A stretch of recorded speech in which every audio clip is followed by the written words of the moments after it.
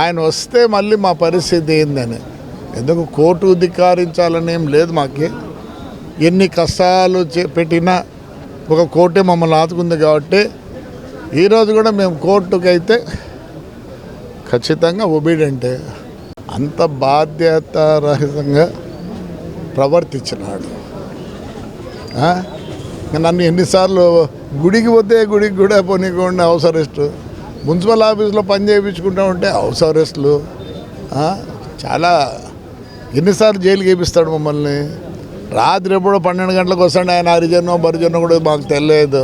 మళ్ళీ అప్పుడు ఇవి ఆయన చేసినవన్నీ ఆయనకు అప్పుడు అంటారు మీ నాయన చేసుకునే పుణ్యము, మీ నాయన చేసుకునే ఇదని. ఇప్పుడు మీ నాయన చేసుకునే పుణ్యం కాదు, ఇది కాదు, నువ్వు చేసుకునేదే.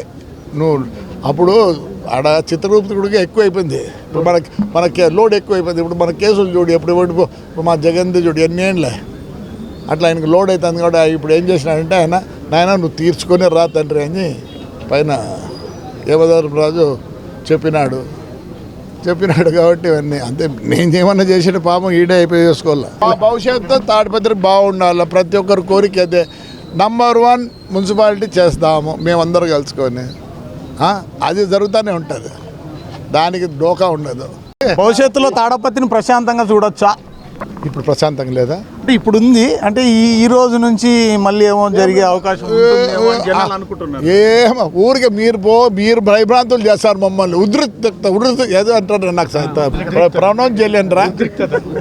మళ్ళీ నేను జగన్ అయిపోతా.